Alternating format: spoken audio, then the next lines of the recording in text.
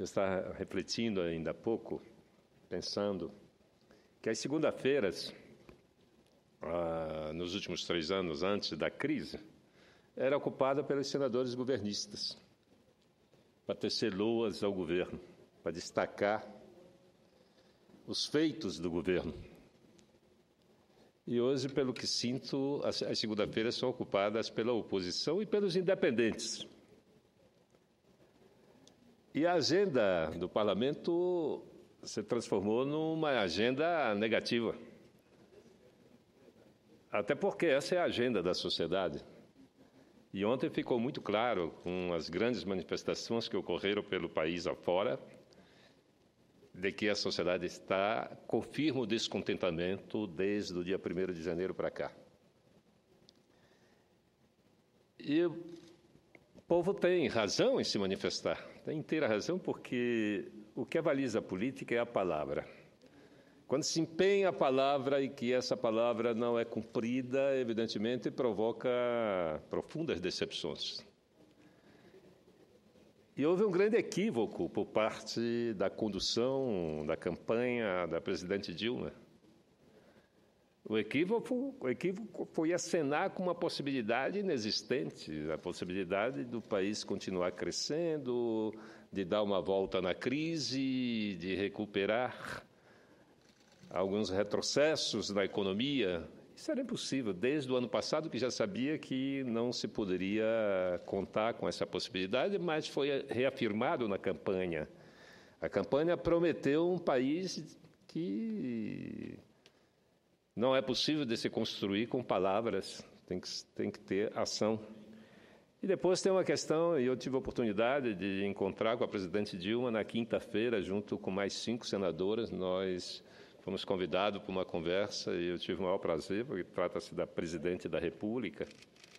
E eu tive a oportunidade de lhe dizer que um dos maiores problemas vividos pelo governo é exatamente a questão das tarifas de energia elétrica, em que, há um ano atrás, houve uma redução dessas tarifas e logo, um dia depois que a presidente tomar posse, há um aumento brutal das tarifas de energia elétrica. Então, isso marcou definitivamente, calou fundo no seio da sociedade e provocou essa enorme decepção que nós estamos vendo. Está certo? O povo tem razão de estar decepcionado e descontente. Agora, tem uma coisa que a presidente Dilma nos disse que eu estou de acordo. Ela me disse: eu não temo, não devo e não temo. Não tenho nenhum envolvimento com as investigações que aí estão. E eu espero que continue assim, porque, de fato, não há como incriminar alguém se não há indícios ou provas. Se bem que na política essa exigência não é fundamental.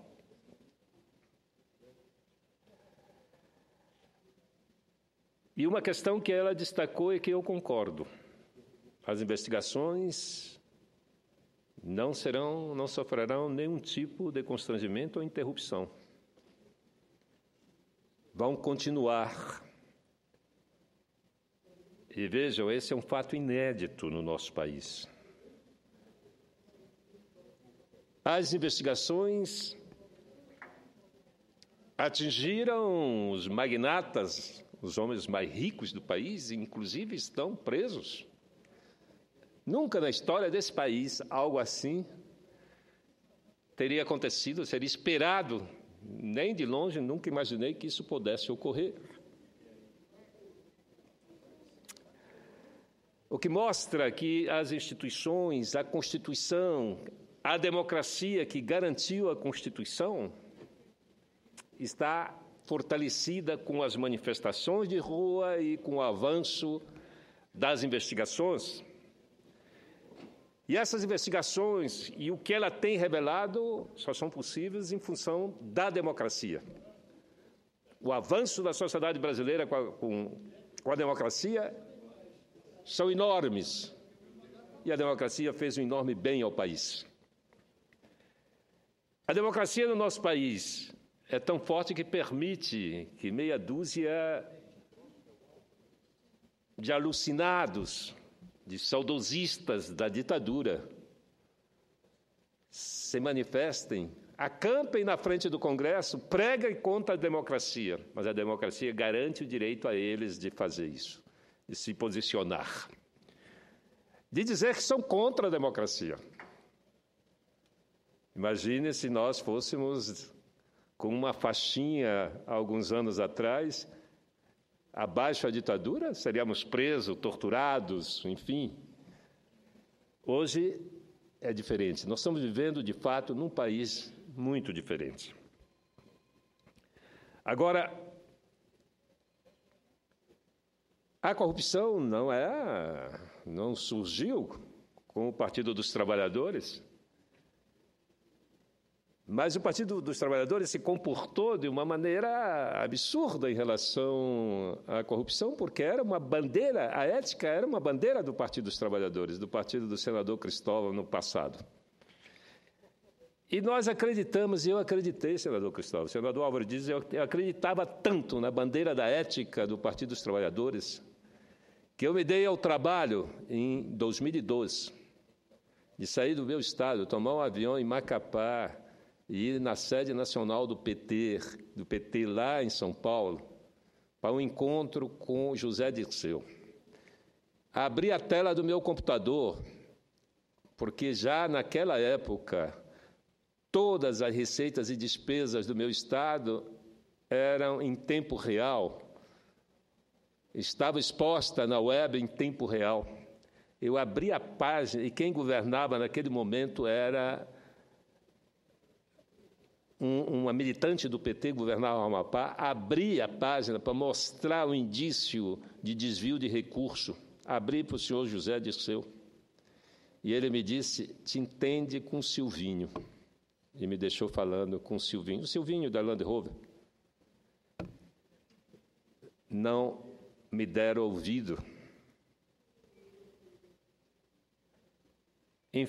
Infelizmente, né, o PT rasgou essa bandeira importante, que foi uma bandeira que a transição se descuidou, o combate à corrupção.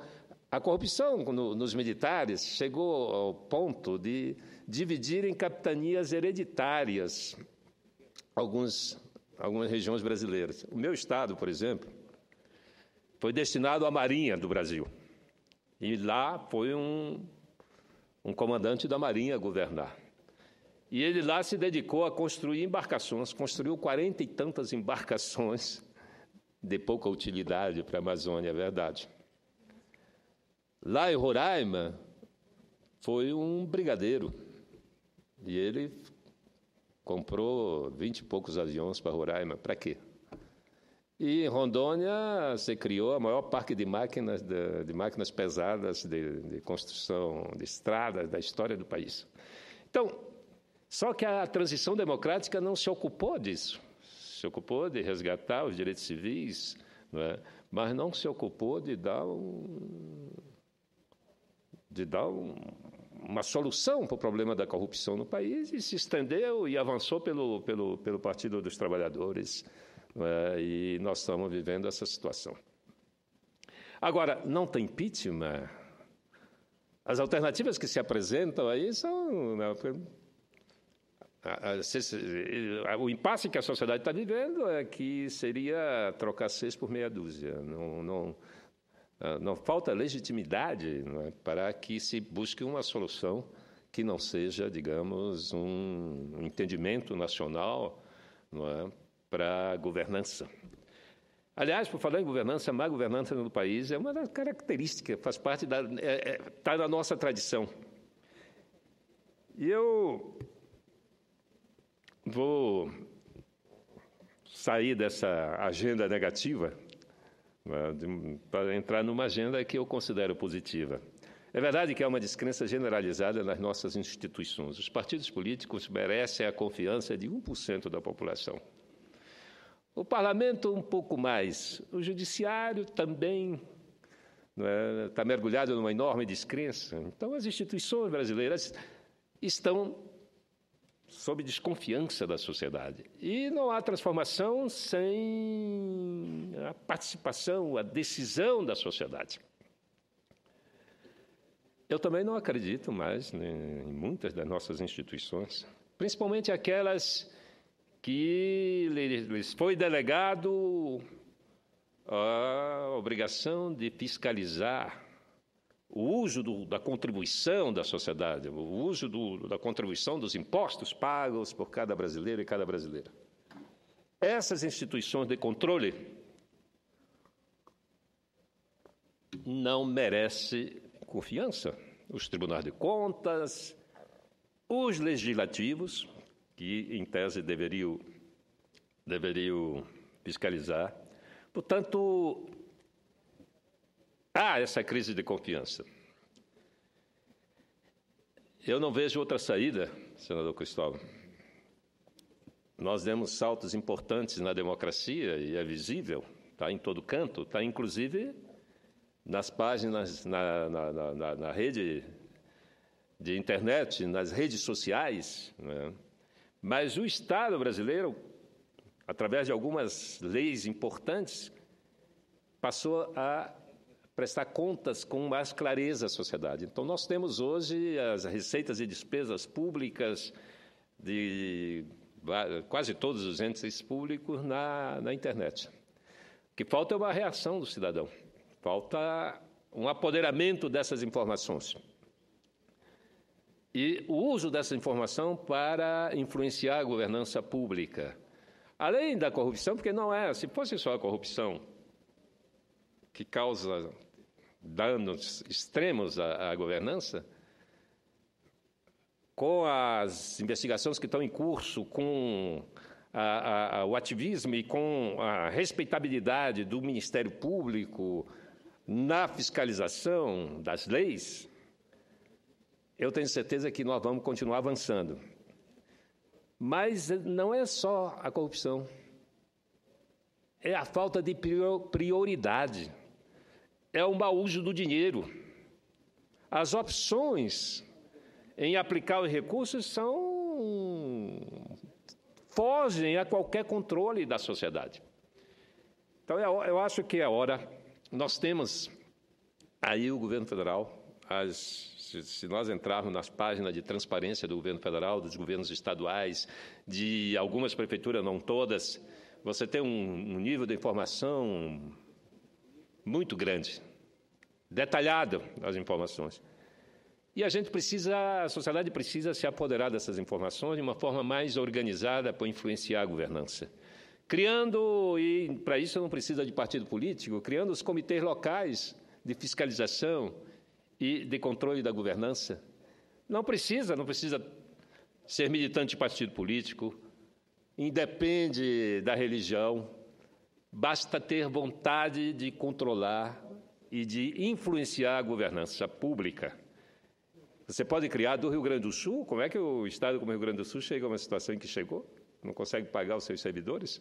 Até Roraima, o Amapá. Todos nós podemos, independente de influência outras que não seja da nossa própria vontade de fiscalizar e de influenciar a governança pública. Não custa nada formar um comitê entre amigos para pesquisar, para viajar nas páginas de transparência, de levantar informações.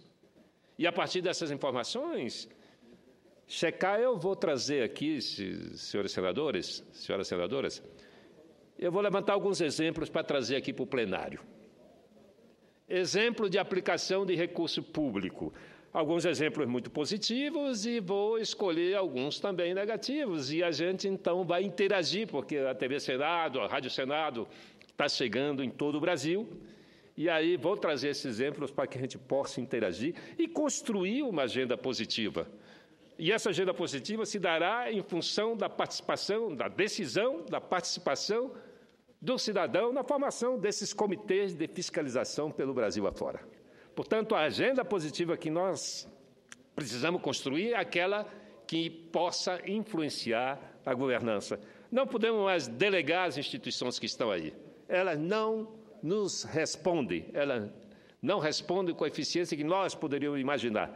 O que vai mudar é certamente a capacidade de mobilização do cidadão, a curiosidade dele em saber em que o dinheiro é gasto e como ele é gasto. Aí sim, eu acho que nós podemos construir uma agenda positiva para o nosso país, uma agenda efetiva de controle da contribuição de todos. Era isso, senhor presidente. Muito obrigado.